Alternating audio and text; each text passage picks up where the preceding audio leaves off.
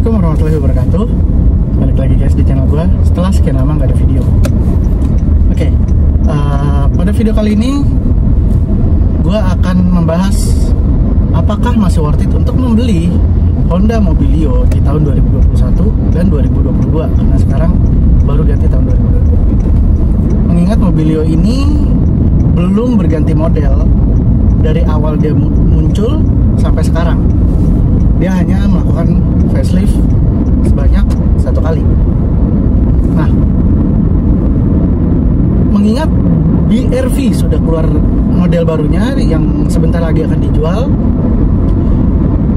nggak nutup kemungkinan Mobilio nantinya akan mengambil basis dari BRV terbaru. Mengingat BRV yang lama itu mengambil basis dari Honda Mobilio. Terus apa aja sih fasilitas-fasilitas yang ditawarkan oleh Honda Mobilio? Kebetulan gue di sini udah pakai Mobilio tahun 2021, pembelian 2021. Gue cukup amazed ya sama value yang dikeluarkan untuk harga mobil ini. Kemarin saat PPNBM mobil ini menyentuh di angka 270-an kalau nggak salah ya, 270 juta. Nah, fasilitasnya apa aja sih yang ada di Honda Mobilio 2021 ini? Yang pertama, disclaimer, ini adalah tipe tertinggi yaitu RS CVT, tapi bukan yang 2 ton. Yang pertama, dia AC sudah digital. Terus head unit udah double din, dia yang floating ya, jadi bukan yang ditanam di dalam dashboard, tapi dia floating. Di sini dia ada traction control, kalian bisa denger ini suaranya. Ya, itu traction control, gue matiin. Secara default dia akan nyala ketika mesin dinyalakan. Lalu di sini dia ada tilt steering, tapi dia belum teleskopik. Kemudian yang kita bisa lihat di bagian instrument cluster ini, dia ada MID yang informasinya cukup banyak ya. Ada, kita di sini mulai dari trip A, ada range bensin, estimasi range bensin, kemudian ada rata-rata pemakaian bensin di trip A, rata-rata pemakaian bensin trip B, dan kemudian pengaturan jam. Dan mungkin nggak banyak pengguna Mobilio ya tahu ya. Jadi ketika lampu kita nyalakan seperti ini, kita bisa mengatur tingkat kecerahan dari speedometernya. Nah, dengan lampunya dinyalakan tadi, otomatis si head unit juga bakal meredup. Oke, terus detail apa saja sih yang membedakan Mobilio RS ini dengan tipe di bawahnya atau tipe E? Yang pertama, itu dia menggunakan velg 2 tone. Nah, velg ini berbeda dengan Mobilio RS sebelumnya. Yang sebelumnya bentuk kipas, yang ini cenderung tipe model bintang ya. Dia mengingatkan kita sama modelnya velgnya Rubicon nih, yang kayak gini. Cuman Rubicon itu kan tegak. Nah, sedangkan dia ini lebih miring. Kemudian detail-detail yang sempat saya tanyakan waktu itu di Gias 2021 ke salah satu sales dari Honda, yang mencirikan Honda keluaran 2021 adalah dihilangkannya logo VTEC. Ya, logo VTEC di mobil ini nggak ada. Awalnya gue mengira cacat produksi, karena kita menemukan di parkiran mobil yang sama, CVT, RS, dia ada logo VTEC-nya, sedangkan mobil ini nggak ada. Dan ternyata logo VTEC dihilangkan di mobil Honda tahun 2021. Di CR-V juga nggak ada, di HR-V kita lihat waktu itu juga nggak ada. Jadi ternyata dihilangkan. Terus worth it nggak sih mobil ini kita beli di tahun 2021? Dalam catatan ya, dengan keadaan baru ya. Kalau keadaan second ya, karena kita punya budget second, kita nggak bisa memilih mobil worth it atau enggaknya di tahun berapanya. Karena gue sendiri beli mobil 2001 di tahun 2014. Oke, yang pertama konsumsi BBM-nya.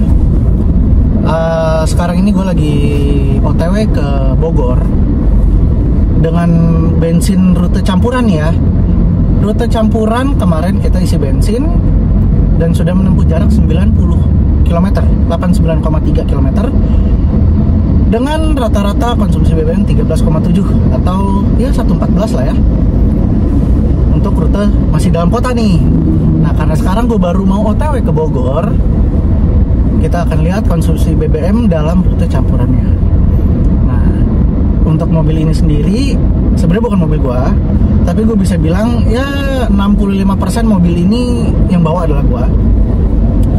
Jadi di sini gua menyampaikan pesan sama ownernya untuk trip B jangan diubah-ubah, karena trip B ini masih kilometer asli dari nol, dari dia 0 itu udah mobil ini udah berjalan 8.990,7 km dengan konsumsi rata-rata 12,4. Jadi keseluruhan konsumsi BBM mobil ini kita bisa bilang rata-rata mobil ini 12,4 km per liter selama ini. Nah, untuk di trip A-nya sendiri ini yang sering kita riset setiap pengisian BBM mencatat 1 liter 13,7 km per 1 liter. Oke, sekarang kondisi jalan tol juga nggak lancar-lancar banget dan juga nggak macet-macet banget. Jadi ya masih belum bisa dibilang ini rute luar kota ya jalan segini. Ya gue harap nanti ketika di Jagorawinya bisa lancar ya. Jadi konsumsi BBM ini bisa berubah. Oke, konsumsi BBM udah. Terus tadi gue juga udah bahas mengenai fitur-fitur yang ada di cockpitnya. Seperti tadi gue udah sebut traction control, juga AC-nya udah digital. Terus dia juga double din, airbagnya ada 2 kanan dan kiri. Dan amazingly untuk ukuran standar dengan mobil kategori LMPV, audionya cukup enak. Cuman gue nggak bisa kasih tahu audionya bagaimana, karena nanti kita kena copyright. Oke, gue akan lanjut videonya nanti setelah kita di Jagorawi. Jadi gue pengen lihat nih mobil akan naik nggak di konsumsi ini. Nah, sekarang udah naik nih 13,8. Oke, kita lanjut di Jagorawi. Oke, ini adalah penampakan dari dashboard Mobilio RS tahun 2021. Beda ya sama Mobilio yang lampu depannya belok itu. Dia dalamannya AC-nya tuh bulat ventilasinya. Yang ini udah kayak Brio terbaru BRV udah begini. Nah, ini instrumen clusternya bentuknya seperti ini yang RS. Jadi bensin ada di bawah sini, dan yang di sini adalah konsumsi BBM secara real time. Itu ada di sebelah sini. Nah, setelah itu di sini ada airbag, di situ juga ada airbag. Double din ini yang gue bilang dia floating ya, jadi dia nggak masuk ke dalam. Nah, di sini ada vanity mirror, di sini juga ada vanity mirror, jadi ada 2. Nah, sebelumnya user mobil ini pakai Yaris 2006 yang videonya ada di atas ini. Buat gua untuk segi kepraktisan memang mobil ini belum sepraktis Yaris 2006. Karena buat gue Yaris 2006 itu adalah mobil yang paling praktis sih, lacinya banyak banget. Nah, di mobil ini di atas ini nggak ada laci, di sini nggak ada laci, di bawah jok nggak ada laci. Jadi untuk segi kepraktisan memang mobil ini nggak praktis-praktis amat gitu loh. Tapi ya dibandingin sama Soluna gue ya ini jauh lebih praktis.